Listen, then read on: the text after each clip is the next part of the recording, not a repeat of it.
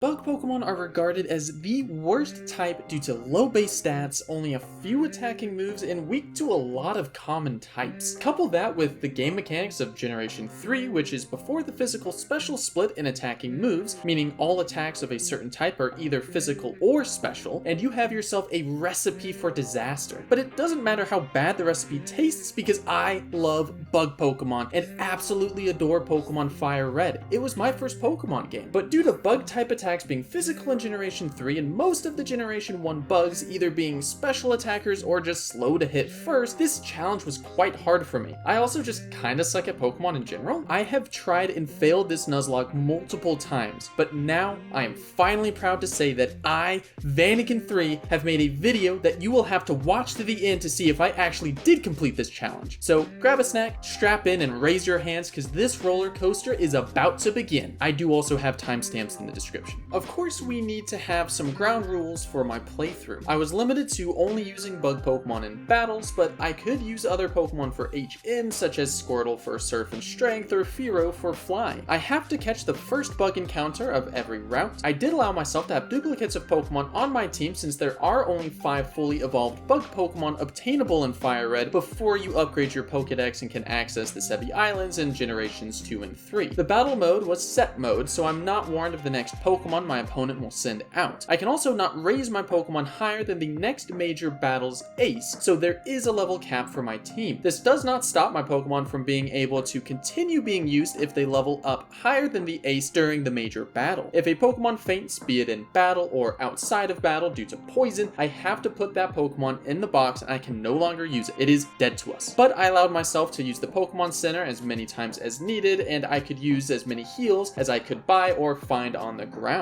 As mentioned previously, this was not my first attempt. I tried and failed multiple times before this and found that I wasted a ton of time on training my Pokemon if I lost one. So I also hacked in rare candies, but this is exactly why I capped levels during battles, so please put your torches and pitchforks away. They are not needed. Before our very own Pokemon journey can begin, we have to carry the torch of our forefathers and give our rival a goofy name. But fits him quite well, don't you think? Now that we have gotten the formalities out of the way, it is time for our first major decision. Who is our starter? Now, I don't want to make this game harder than it needs to be, so I will not be choosing Bulbasaur since our rival will have Charmander. Choosing Squirtle not only gives us a Pokemon that can learn Surf and Strength, but Butts chooses Bulbasaur, which will be the easiest to defeat with my Super Bug Pokemon. But before we can catch our first bug, we have to return Oak's parcel and get this useless item called the Pokedex?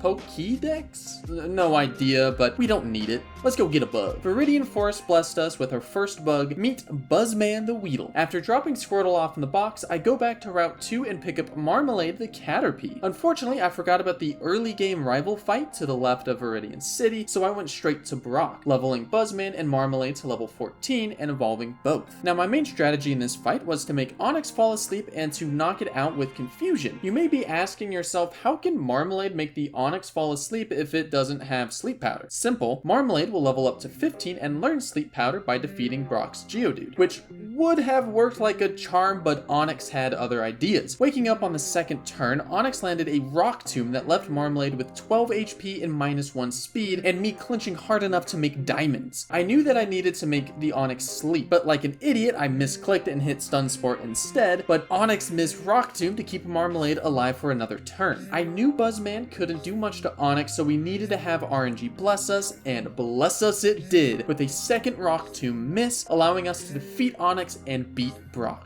With the boulder badge neatly pinned to my chest, I set my sights on Cerulean City. Fortunately, Mount Moon was in the path, which is littered with Paris, a Pokemon great against the upcoming fight with Misty. Dodging through the trainers outside of Mount Moon, I didn't buy any repels since I didn't want to waste the money, so it was a slog through the numerous Zubats and Geodudes. Picked up Bullet Seed and not long after encountered my third bug, Mush the Paris. We of course had to choose our messiah, Lord Helix, and not long after we were healing up in Cerulean City. The rival fight on Nugget Bridge was the next major battle, which due to Butts' Pidgeotto, I was a bit worried. Luckily, Marmalade was faster than Pidgeotto and let it sleep, but the curse of the 2-turn wake up reared its ugly head again, and Pidgeotto hit Marmalade with Sand Attack, lowering her accuracy. I felt confident hitting another Sleep Powder with Compound Eyes, and Pidgeotto fell back asleep. Luckily, Pidgeotto stayed asleep when I missed the confusion next turn, but it woke up again with a big gust. Thinking I still had luck on my side, I tried to use Sleep Powder, but it missed, and Marmalade was brought down to 12 HP by another gust. I sent up a silent prayer to Lord Helix and clicked Sleep Powder since I knew Buzzman probably wouldn't be able to defeat Pidgeotto, and my prayers were answered. Swapping to Buzzman and setting up a Focus Energy, Pidgeotto did wake up eventually, but it was too late with Poison Sting securing the knockout. I used Abra to heal up Marmalade and cleaned up the rest of Butts' Pokemon easily. I tried to join Team Rocket at the end of Nugget Bridge, but it seemed like my game might be bugged and it didn't allow me.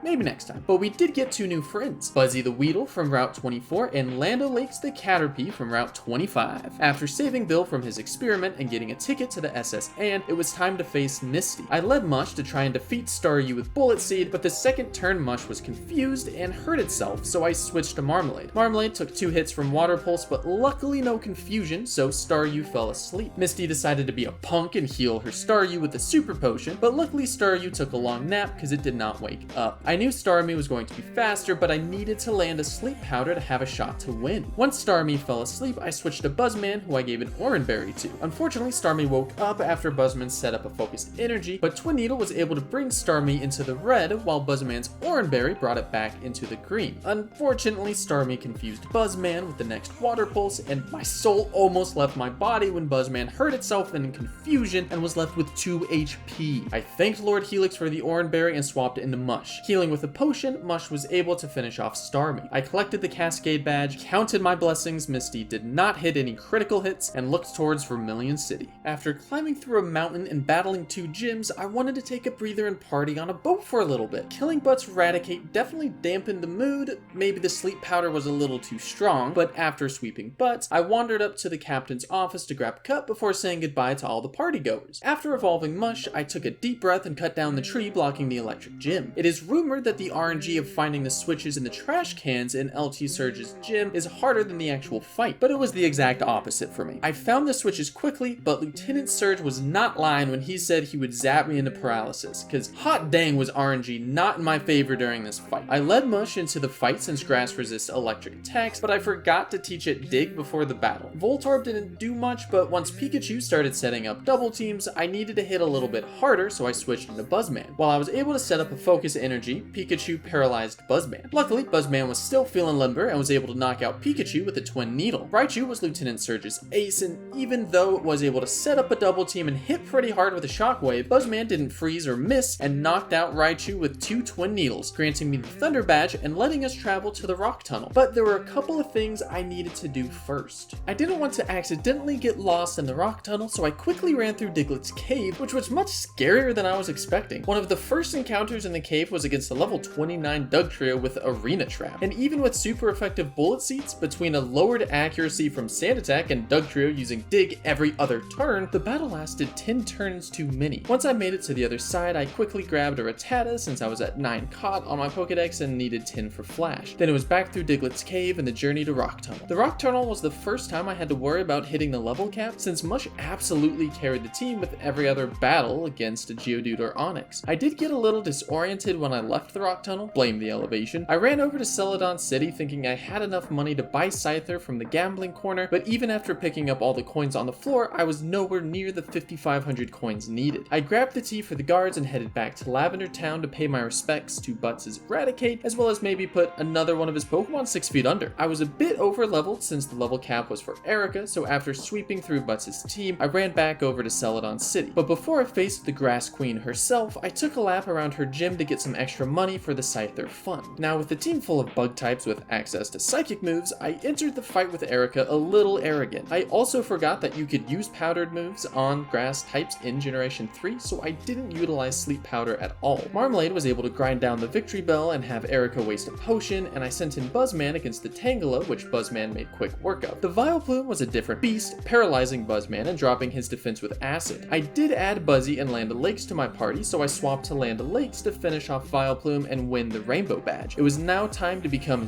Batman and fight the major crime syndicate called Team Rocket. My level cap for Giovanni was the same for Erika since his Kangaskhan is level 29. I leveled up my team a bit by defeating his underlings and felt confident with my sleep powder strats. But who knew normal type Pokemon were so difficult? I led Mush and easily defeated Onix and Rhyhorn, but I completely forgot that Kangaskhan gets the ability Early Bird, completely nullifying my sleep powder strats. Luckily, I taught Marmalade Flash, so my new strategy was to drop Kangaskhan's accuracy and pray to Lord Helix that it misses enough to have me lower its HP to 0. Swapping Pokemon in and out more than a competitive VGC control team with Incineroar, Rillaboom, and Amoonguss, my Pokemon had narrowly avoided death multiple times, living on just a few HP. Using most of my super potions and probably the rest of my luck for this run, Buzzman was able to poison Kangaskhan with Twin Needle, and I was able to heal Stall Mush long enough to have Kangaskhan succumb its remaining HP to poison. After picking up the Silph Scope, all I knew is that I needed Scyther as fast as we could get it. I ran back over to Lavender Town to rescue Mr. Fuji and get the Pokeflute, which allowed me to take down the 2 sleeping Snorlax and go catch some new Pokemon. Keeping with the trend of incredibly difficult normal Pokemon, the Snorlax gave me a lot of trouble, but luckily the whole team survived. I was able to gain some levels and money on the cycling road left of Celadon. I also ran over to Route 12 to see what new bug we could get and caught Nat the Venonat. I then took a few steps down to Route 13 and caught Mothman the Venonat. By the time I battled through all the trainers in the route surrounding Fuchsia, we had enough Pokédollars to buy the remaining coins I needed to purchase Sword Boy the Scyther. I don't gamble because that is against everything Lord Helix teaches us. And before I faced the grueling challenge that is the Silph Co Tower, I wanted to make sure I didn't forget to catch a bug on Route 15. Turns out it didn't matter since we got another Venonat. Say hello to Mothra. I have a lot of PTSD in previous runs with Silph Co, always taking losses to random grunts or to the rival fight before Giovanni. So I took my sweet time moving through the floors. I wanted to feed every grunt for the money, but the amount of times I ran back and forth between the offices and the Poke Center to heal, it made my eyes numb. Thankfully, I did not take any casualties while clearing out the grunts and had a new strategy for taking down difficult trainers. While still utilizing Sleep Powder, I would then swap in Sword Boy to set up Sword Stance and sweep through with Wing Attack. It did seem like Butts was ready for this though, since his Pidgeot woke up early and feather danced Sword Boy, and Butts had both a Growlithe and Gyarados with Intimidate. But that didn't keep Sword Boy down, who easily cleaned up the fight. Unfortunately, it did level Sword Boy up to level 42, so I was not able to use him for the fight with Giovanni. I again prayed to Lord Helix for favorable RNG, healed up my Pokemon, and squared up against Giovanni. And either my prayers were answered, or Kangaskhan is much stronger as an ace than Nidoqueen is. It is definitely the latter, sorry believers, because I manhandled Giovanni and saved the day, being gifted the Master Ball from the Silph Co president himself. Too bad there isn't a legendary bug Pokemon in the Kanto region, because now the Master Ball is one of the most useless items in the game. Maybe I could catch a level 3 Rattata with it. I dropped by the fighting dojo to free Hitmonlee, arguably way cooler than Hitmonchan, and made my way down to Fuchsia City. Grabbing some extra money from Koga's lackeys in the gym, I pondered how many of my Pokemon will die due to self-destructing coughings or wheezings. I left my Pokemon under the level 43 cap since I felt confident in being able to get off Sleep Powders and super effective Psychic type attacks with Marmalade, Land O'Lakes, and Nat. Koga led with coughing to start, and Nat took it down in one shot. Muck came out next, please no jokes. And I didn't want to get a free Minimize, so I went for the Stun Spore instead of switching out for Sleep Powder. Nat knocked out the Muck in 3 hits and leveled up, learning Sleep Powder. The second coughing was followed with Psybeam, which left just the wheezing. Nat landed a Sleep Powder, and I was able to swap in Land O'Lakes while Koga used a full heal. I put the wheezing to sleep again and hit it with a super effective Psybeam, dealing about 50% damage. I kept clicking Psybeam, and Koga healed wheezing back with a Hyper Potion. RNG graced us with a Confusion on the last Psybeam, and when the wheezing woke up, it smacked itself in the face for the last remaining HP. We got the Soul Badge without being hit by a single explosion. Let's hope Sabrina goes just as smooth.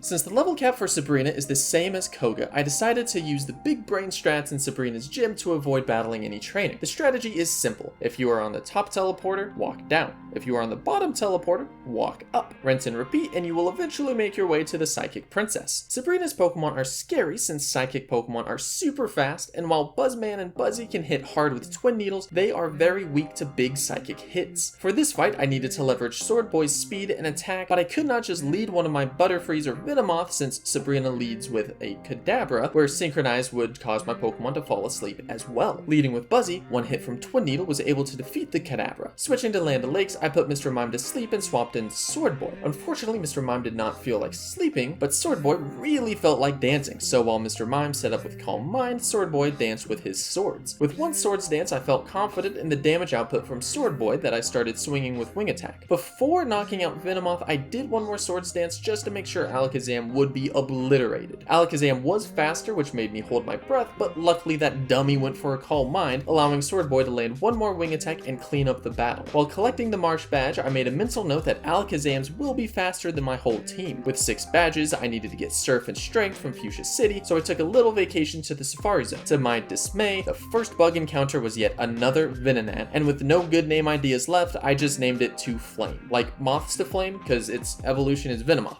Get it? Whatever. Once I taught Surf and Strength to Squirtle, it was time to face the scariest battle of the Nuzlocke. Blaine. I quickly robbed the burned down mansion of the keycard needed for Blaine's gym, and instead of battling the trainers, I opted for answering the super tricky trivia questions. Did you know that TM28 is not tombstoney? Well, if you didn't, make sure to study up on your trivia, otherwise this gym is gonna be difficult. I used the hacked rare candies to get my team up to level 47 to match Blaine's Arcanine, and then prayed to Lord Helix and started the battle. Blaine led with Growlithe, who intimidated Land of Lakes, but luckily Land of Lakes does not care. Sleep Powder put the puppy to sleep, and since Growlithe has a better special attack than Ponyta, and fire attacks are special in Generation 3, I did not want to bring in Sword Boy to a Fire Blast from Growlithe. Land O'Lakes used Psybeam to dispose of Growlithe, and once Ponyta was put to sleep, Sword Boy came in and started to tear the place up with his moves. I set up one Swords Dance, and Ponyta was asleep. I set up a second Swords Dance, and the Ponyta was still sleeping. So I went for the greedy third Swords Dance, since I don't think a +3 wing attack could knock out Arcanine, and Ponyta decided to wake up and use Fire Blast. Luckily, Ponyta was still a bit groggy from its nap, and so Fire Blast missed, allowing Sword Boy to click Wing Attack. Knocking out Rapidash next, Arcanine came in roaring, intimidating Sword Boy, and having me cross my fingers that a +5 Wing Attack would knock out. But I never needed to fret because Sword Boy is an absolute beast and decimated Arcanine, allowing me to collect the Volcano badge and gave me the opportunity for a nice island getaway. For whatever reason, Bill was hanging out on Cinnabar Island and invited me to meet his friend over on One Island, a very original name. After meeting Celio, Bill asked me to be his personal courier and drop a meteorite off at a Gaion 2 island. Again, very original name. Once I get to the game corner, I learned that the man's daughter is missing and are somehow mistaken for a friend of the child, even though I have no idea who she is, nor do I really care. But I decide to help the man anyways and travel to, you guessed it, 3 Island. After helping the village people with a biker problem, I brave a spooky forest in search of the missing daughter. In the berry forest, I encounter the final bug Pokemon I can catch, and do you want to take a guess at what it was? Of course it was a freaking Venomoth. Why would it be anything else? Say hello to Big Moth, the 5th Venonat/Venomoth we have caught. But after saving the girl from a wild hypno, I return the daughter and give the man the meteorite, then meet back up with Bill, who takes us back to reality. So much for a relaxing island vacation. With the end of the Nuzlocke getting closer, I went up to Vermilion City to finally defeat the Scourge that is Team Rocket, with Giovanni being the 8th gym leader. Luckily, we don't have to worry about his Kangaskhan this time, he only had ground types. I led Mush into Giovanni's Rhyhorn, knocking it out with 2 shots from Bullet Seed. Giovanni must have thought it was a fluke and sent out his second Rhyhorn, which was again knocked out in 2 hits from Bullet Seed thanks to a crit. Nidoqueen was next, and I swapped into Land of Lakes, but Land of Lakes was met with a body slam that paralyzed it. I still went for the Sleep Powder, which landed, but I got greedy the next turn and was fully paralyzed. I think it was hubris that kept my Land of Lakes in the match, since I clicked Psybeam again, which did connect, but not after almost dying to Nidoqueen waking up and landing another body slam. I swapped in Marmalade to a body slam crit, but luckily it did less than 50% health and did not paralyze. Marmalade landed Sleep Powder, but was not able to knock out Nidoqueen, leaving it on 1 HP. After Giovanni's Hyper Potion, Marmalade hit another Psybeam, taking Nidoqueen down to 50% again. Luckily, Marmalade got a high roll on the next Psybeam and knocked out Nidoqueen, forcing Giovanni to send in Nidoking that Marmalade easily took care of, leaving Dugtrio as the last Pokemon. Dugtrio was faster than Marmalade, but Marmalade was able to put it to sleep nonetheless, allowing me to swap into Mush to clean up the battle with Bullet Seed. I collected the Earth Badge and went to the Poke Center to heal before the rival fight. I also used Rare Candy candies to get everyone up to level 53. Sue me. I was very worried about Buzz's Pidgeot and Alakazam, but I took a deep breath and started the battle with Land O'Lakes. After putting Pidgeot to sleep, I swapped into Sword Boy and as usual set up one Swords Dance before Pidgeot woke up and landed a wing attack, but sent out Rhyhorn next, which allowed me to pivot into Mush, but Mush was hit in the face by Rock Blast. Thank Lord Helix it only hit twice and I was able to use Giga Drain to heal everything back and knock out Rhyhorn simultaneously. Growlithe came out next, so Land of Lakes came back out and put it to sleep after it leered at Land of Lakes. I knew that Gyarados was still in the back with Intimidate, so Land of Lakes defeated Growlithe so that Gyarados could be put to sleep and allow for Sword Boy to set up Sword Dances. Unfortunately, Gyarados did not sleep long and Sword Boy was not healed from the Pidgeot encounter, so Gyarados was able to set up Rain while Sword Boy danced. Called this next play stupidity, but I knew I needed Sword Boy to get off at least one agility, otherwise Alakazam would outspeed, so Sword Boy took a Rain boosted Hydro Pump to the face, leaving it with 24 HP and +2 attack and speed. Thinking I could easily knock out the Gyarados at +2, I clicked Wing Attack and watched the health drop. Unfortunately, the health did not fully disappear and I was staring at a very much alive and very angry Gyarados who clicked Hydro Pump. But Lord Helix blessed us again and Hydro Pump missed, allowing Sword Boy to click Wing Attack 3 more times, knocking out Gyarados, Alakazam, and then Venusaur. We were off to Victory Road and a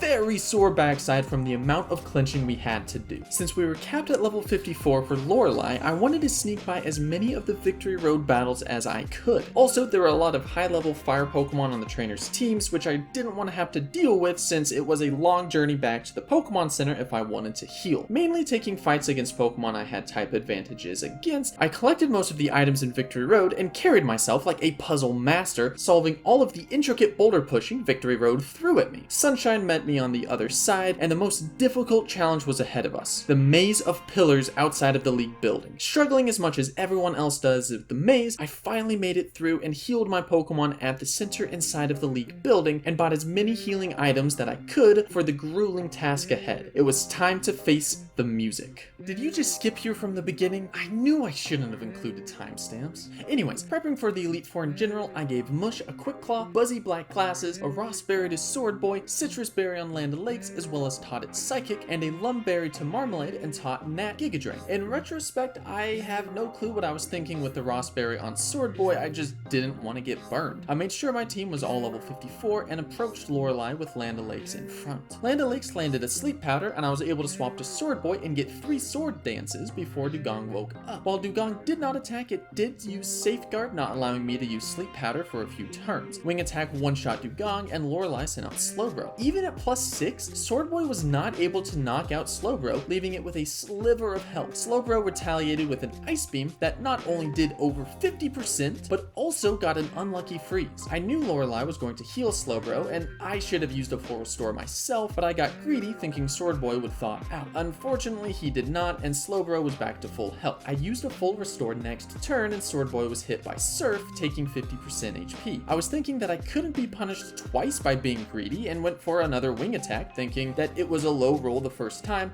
and I was correct. Wing Attack defeated Slowbro. Defeating Jinx leveled up Sword Boy to level 55, and I think it gave me the boost needed in the attack stat in order to one-shot Lapras with Wing Attack. Lorelei's final Pokemon was Cloyster, known for having a very high physical defense stat, but Sword Boy and I had already been to hell and back, and I wasn't going to drop my faith in him now, so I clicked Wing Attack and was not disappointed, dropping Cloyster and becoming one step closer to being the champion. I healed up everyone and leveled them to 56, same as Bruno's ace, and gave Sword Boy the Lumberry. I swapped Land O'Lakes for Mush and engaged Bruno, feeling pretty good about my chances, but overconfidence is a slow and insidious killer. Mush defeated Onyx with 3 hits from Bullet Seed, which made Bruno send out Hitmonchan. I swapped into Marmalade and she was hit by Mach Punch, but it was a ×4 resist of fighting, so no big deal. After sleeping the Hitmonchan, Psybeam dealt about 1/3 and confused it, but that doesn't matter since Hitmonchan takes a great nap and is defeated 2 turns later, forcing Machamp in. Sleep Powder lulls Machamp asleep, and the next turn Marmalade hits a Psybeam and confuses Machamp, who unfortunately wakes up. Machamp powers through the confusion and lands a Rock Tomb, a ×4 super effective move that bleeds Marmalade to 0, and it is the first death of the run. Rest in peace, Marmalade, you will never be forgotten. I swapped to Land O'Lakes and I used Sleep Powder to put Machamp back to bed. One Psychic takes Machamp into the low yellow, proccing its Citrus Berry so that another Psychic left it with 1 HP. After Bruno used a full restore, Land O'Lakes hit a Psychic followed by another Sleep Powder. 2 more Psychics into the sleeping Machamp brought it to 0, and Bruno brought out Hitmonlee. Keeping with the same strategy, Land O'Lakes put Hitmonlee to sleep and landed a Psychic that dealt about 40%. I swapped over to Nat to see if it could do any more damage with Psychic, which Nat does, and leaves Bruno with his last Pokemon. Nat puts Onix to sleep, and I swap to Mush, who cleans up the fight. 2 battles down and 1 Pokemon dead. I heal up and brought up the remaining Pokemon to level 58 before talking to the old bag of bones, Agatha. While Agatha's first Gengar was faster than Land O'Lakes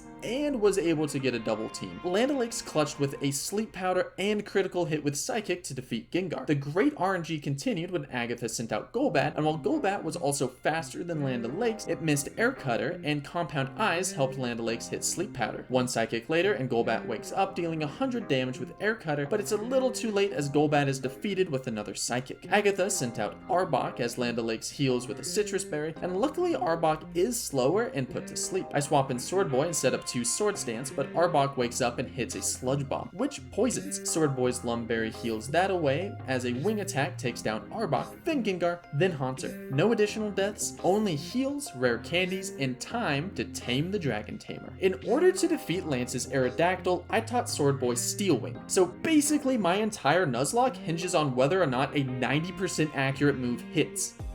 Yay. The battle began like all the previous, with Land O'Lakes putting Lance's first Pokemon, Gyarados, to sleep and then swapping in Sword Boy. Gyarados immediately wakes up, dealing bits of damage here and there, while Sword Boy uses Swords Dance and heals up every other turn, sneaking in agility as well. After one-shotting Gyarados and Dragonite, Lance sends out Aerodactyl. This was it. If we land Steel Wing, we can face Butts. If we miss, then this entire video was a waste of yours and my time. Please, raise your hands in unison and send a prayer to Lord Helix. Yes! A 1-hit KO on the Aerodactyl and 2 easy wing attacks on the remaining Dragonairs. With my adrenaline pumping, I healed back the living Pokemon, raised them each to level 63, ready to face the final challenge. Land O'Lakes led the charge, staring down its familiar foe Pidgeot. Trying to keep with tradition of using Sleep Powder and setting up Sword Boy, Pidgeot was used to the powdered concoction, but the 3rd time was the charm. Pidgeot stayed asleep long enough for Sword Boy to set up and knock it out with a wing attack, but sent out Rhydon, forcing me to switch to Mush. Unfortunately, the Rock Tomb that Mush swapped into also lowered its speed. Not wanting to throw another Pokemon under Rock Tomb, I was hoping for the Quick Claw to proc and to have Mush move first. But this is no fairy tale. Another Rock Tomb and Mush fainted, forcing me to send out Nat. Giga Drain from Nat and Rock Tomb from Rhydon brought each other into the red. But knowing that Butts will heal, I took the opportunity to heal Sword Boy. I was glad to see Giga Drain one-shotted Rhydon the 2nd time around, forcing Butts to switch into Alakazam. Knowing that none of my Pokemon can outspeed Alakazam, I kept Nat in, knowing that it will dine with Mush in Valhalla. I sent in Buzzy next, who was barely able to tank a Psychic from Alakazam, firing back with a Twin Needle that knocked out the frail Psychic Beast. Extreme Speed from Arcanine sent Buzzy across the Rainbow Bridge, but allowed me to pivot into Land O'Lakes. Land O'Lakes survived a Flamethrower from Arcanine on 3 HP and then landed the Sleep Powder. Swapping to Sword Boy, this was the final chance I had to set up Sword Boy and bring home the victory. 1 Swords Dance gets set up. Then the next Swords Dance gets set up as Arcanine continued to sleep. Not wanting to tempt death any further, I clicked Wing Attack and Arcanine goes down. The next Wing Attack connects, a super effective hit against Venusaur, bringing him down. Then Butts sent out Gyarados, intimidating Sword Boy and bringing him down to just +3 attack. Not wanting to risk a crit from an attack, I click Wing Attack and prayed one last time to Lord Helix. But the Intimidate stopped Wing Attack from being a 1-hit KO and Gyarados retaliated with Hydro Pump. Lord Helix smiled upon me and it did not crit, allowing me to continue to hit wing attacks while Butts used full restore after full restore. Finally, after we exhausted Butts' full restores, we dealt the final damage to Gyarados and we had done it! Champion of the Kanto region, master of bug Pokemon. Well, master of Generation 1 bug Pokemon and a Generation 3 remake, but I will take what I can get. Let me know if you'd like to see me do a bug-only Nuzlocke of another game in the comments down below, and don't forget to like and subscribe while you're down there. Thank you so much for watching.